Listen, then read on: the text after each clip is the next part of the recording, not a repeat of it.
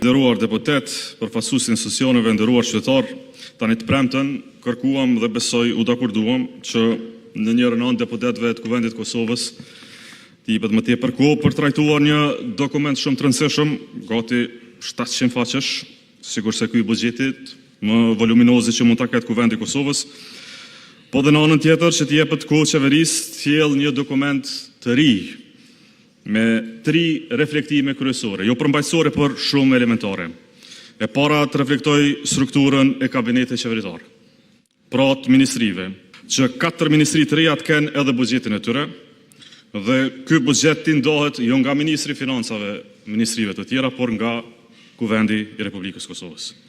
E dyta, që buxheti të reflektoj ekspozen që e prezantoi Kurti ditën e formimit të qeverisë, në mënyrë që ato zotimet dhëna të mos jenë vetëm fjalë, po të kenë kuptim të vërtetë. Në kundërtën, një ekspoze pa buxhet mbetet vetëm një platformë fjalëve të thata që duket jo befasueshëm do të jetë sërish rasti këtu. Dhe e treta, shumë e rëndësishme për ne, për Lidhjen Demokratike të Kosovës, siç e kemi parë fatkeqësisht shumë më pak e rëndësishme për ju, që buxheti i Kosovës të reflektojë lishmërinë dhe kushtetueshmërinë. Fjalën e kam për buxhetin e kryeqytetit. Paradoksalisht, ky buxhet i Kosovës nuk e merr parasysh buxhetin e kryeqytetit vet. Është jo vetëm abëjshme, por jashtëzakonisht shqetësuese se si Kuvendi i sillet një dokument që se respekton vendimarrjen autonome të kryeqytetit vet. Dhe së këndejimi menjëherë bëhet jo kushtetues. Sa për rikujtim, Prishtina, kryeqyteti jonë, e ka miratuar buxhetin e saj me 6 shkurt vitit 2026. Buxheti i Kosovës është sjellë Kuvendin e Kosovës për herë të parë me 13 shkurt të vitit 2026. Mos i ngatroni gjërat me legjislaturën e kaluar, kjo është legjislaturë e re e Republikës Kosovës. Nuk ka asnjë arsye, as ligjore, as logjike, as kushtetuese që një buxhet nacional të mos marrë parasysh vendimin e Kuvendit Komunal të Prishtinës. Sikurse jemi mbledhur ne këtu në Kuvend për të vendosur mbi diçka, edhe Asambleja Lokale e Kryeqytetit ka shprehur vullnetin e popullit të Prishtinës për ndarjet e buxhetit vet. Pra ka vendosur për buxhetin e vet. Ne nuk kemi as autoritet, as do të kemi vullnet ta bllokojmë Kryeqytetin e Kosovës.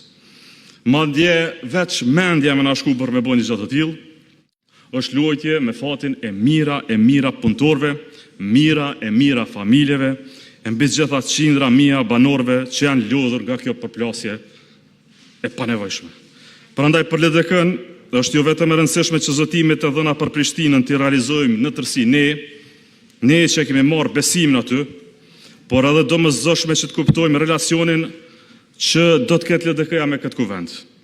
Nëse LDK si mohohet nga ky kuvend një drejt kushtetuese vetëm nga vullneti i numrave shumicë, atëherë edhe LDK-ja do të ridefinoj pozicionin e saj në relacion me çështjet që kërkojnë dhe numrat tonë në këtë kuvend. Tani më lejoni që të shpreh dhe qëndrimet e Lidhjes Demokratike të Kosovës për përmbajtjen e këtij dokumenti që na është prezantuar. Dhe këto qëndrime tona nisen nga një realitet i thjeshtë, sa është edhe shqetësues për brezin tonë, për gjeneratën tonë, realiteti se Kosova është vendi më i varfër në Evropë. Dhe ky buxhet i vendit më të varfër në Evropë vazhdon të jetë fatkeqësisht pa ambicie dhe si i tillë do të vazhdojë ta mbajë Kosovën si vendin më të varfër në Evropë. Na ndodh kështu sepse në vend të njohës së gjërave bazike ekonomike, qeveria po i fshi ato. Pra refuzon të njohë. Përkundrazi i përdor shpesh edhe si pamflet suksesin Kosovë. Dhe janë 3 indikator kryesor në ekonomik në vend, 3 të vërteta që përcaktojnë shëndetin e një ekonomie. Dhe ato s'mund të fshihen asnjëherë. E para është inflacioni, e dyta është deficiti tregtar, e treta është rritja ekonomike. Nga ekspozeja kryeministrit ditë më parë, dëgjuam për buxhet rekord prej 3.9 miliardë euro dhe natyrisht krahasueshëm shumë më shumë se viti 2021. Por të flasësh për euro, për pare, për tyra, pa e përmendur gjën më të rëndësishme, fuqinë reale tyre, pra pa e përmendur inflacionin, është sa gabim politik, aq edhe qëllim propagandistik. Sa për rikujtim, sipas Agjencisë Statistikave të Kosovës, e cila për kurreshtin e secilit gjendet si pjesë e zyrës së kryeministrit, pra sipas dhënave zyrtare të vetë qeverisë, Nga dita parë e qeverisjes së vetëvendosjes e deri më sot inflacioni në Kosovë është plot 30%. Është rritja më e madhe kumulative në gjithë historinë e Republikës Kosovës. Kuptojeni, paraja para 5 viteve ka qenë për 30% më e vlefshme se sa që është sot. Paraja, numrat, eurot, secila prej tyre kanë vlerë sot 30% më pak se sa 5 vite më parë. Së këndemi, çdo numër, çdo vlerë buxhetore, çdo hyrje apo çdo shpenzim sot është 30% më pak i vlefshëm se sa në vitin 2021. Thënë këtë, 3.9 miliardë euro sot me inflacionin prej 30% janë rreth 2.9 miliardë euro të vitit 2021. Pra 1 miliardë euro më pak në vlerë. Kaç kanë vlerë këto 3.9 miliardë euro? Aso kohë në vitin 2021 buxheti i Kosovës ka qenë 2.6 miliardë euro. Që bie se në esencë, për 5 vite, ju e keni rritur buxhetin e Republikës në terma real për vetëm 300 milion euro. E vërteta dytë e madhe është se politika tuaja, këto që po i prezantonin në buxhet, po e gryn nga brenda bazën prodhuese të Kosovës. Këto politika si të buxhetit që prezantohet sot nuk po japin rezultat ekonomik. A jemi të vetëdijshëm se për 5 vite deficiti tregtar i Kosovës është thëlluar nga 3 miliardë euro në plot 6 miliardë euro brenda vitit. Pra kur i përmendim eksportet me plot mburrje se po rriten, duhet patjetër t'i përmendim dhe importet dhe rritjen shumë të madhe tyre. E kur t'i përmendet se sa shesim e blejm, gjën e vetme që në fund një ekonomist, po mbi gjitha një politikan du ta bëj, është llogarisë se sa është kjo diferencë. 6 miliardë euro në vit është kjo diferencë. Ka qenë 3 miliardë euro 5 vite më parë, dhe ky 3 miliardë euro atëherë ka qenë kauza kryesore ekonomike e secilës alternativë politike, përfshirë dhe tuajën, sepse 3 miliardë ka qenë alarmant. Sot me 6 miliardë euro është kolaps. E kuptoni se këtu s'ka më ekonomi. S'mund të flasësh më për ekonomi. E kuptoni se për 10 vite të ardhshme, minimalisht kjo Kosovë me këtë rend do t'i largoj nga 60 miliardë deri në 80 miliardë euro. Nga 16 milion euro në ditë i bie. Vetëm sot, në këtë ditë, në këtë hënë, do të mbyllim ditën me 16 milion euro diferencë mes blerjeve nga jashtë dhe shitjeve jashtë. Dhe a dini pse kemi këtë diferencë enorme?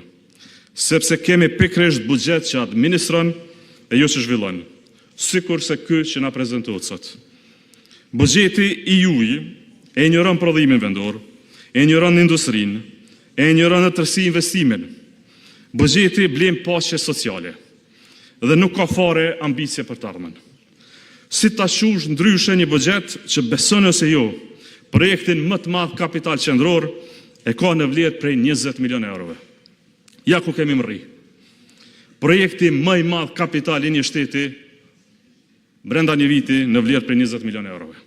Në 10 projektet më të mëdha kapitale qendrore është edhe ndërtimi i ndërtesës së institucionit të shtimës.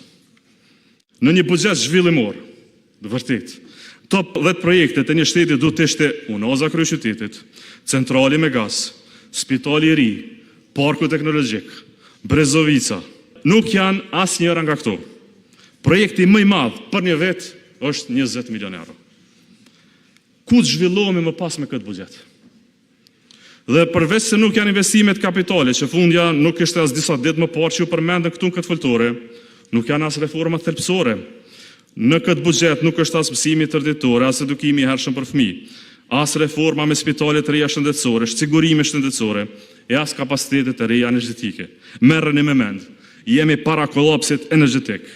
Ky buxhet nuk ka asnjë investim që ndryshon këtë kolaps. Do të vazhdojmë të blejmë nga 250 milion euro se cilin vit, e si kemi 250 milion euro për ndërtuar një blok të ri apo një kapacitet të ri. Nuk ka investime as turizëm, as në Brezovic, as në Dugazhin, por as një projekt që ka e lë shenjë për zhvillim. Dhe sepse është kështu, sepse kjo logjik nuk ekziston në vendimmarrje shtetërore, na kthehet si rrumbullakim një rritje ekonomike prej 4%. Dhe kjo rritje sërish na paraqitet si sukses historik. Na thuhet vazhdimisht, siç na shtohen edhe më parë, se rritja jonë është rritja më e madhe në rajon. Sa për rikujtim, Në 14 prej 16 viteve të fundit, Republika e Kosovës e ka pasur rritje më të madhe ekonomike në Ballkanin Perëndimor. Pra për 14 prej 16 viteve të fundit, rritja ekonomike e Kosovës më të varfër në Evropë është rritja më e madhe se secili shtet në Ballkanin Perëndimor. Dhe a dini pse është kështu? Sepse kemi bazën e ulët ekonomike. Në bazë të ulët ekonomike, rritja s'do të thotë asgjë. Një njeri që ka 1 euro i bën 2, ka rritje prej 100%. Një tjetër që ka 1000 i bën 1500, ka vetëm 50%. Tani cili që ka më mirë? Ai që ka shtuar vetëm 1 euro, e thotë jam rritur 100%, apo ky që ka shtuar 500 euro, dhe thotë jam rritur vetëm 50%. A kuptoni se ky krahasim s'ka asnjë rëndësi?